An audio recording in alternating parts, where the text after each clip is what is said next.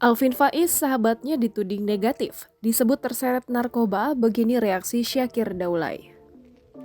Syakir Daulay ikut membela Alvin Faiz soal tuduhan-tuduhan negatif yang dilayangkan pada sahabat karibnya itu.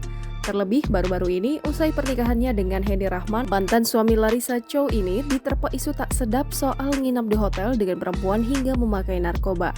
Sebagai seorang teman, Syakir tahu betul temannya itu.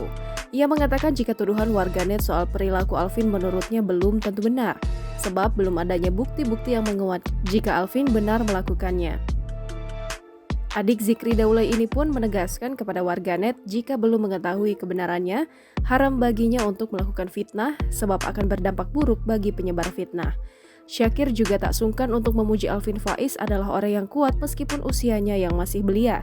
Terakhir, pelantun lagu Aku Bukan Jodohnya ini berharap fitnah yang dilayangkan kepada Alvin Faiz dapat dijadikan sebuah ujian baginya agar menjadi manusia yang lebih baik.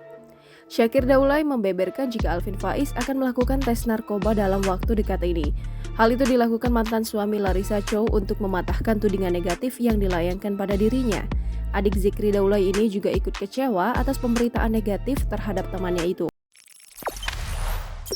Jangan lupa subscribe, share, komen, dan like ya!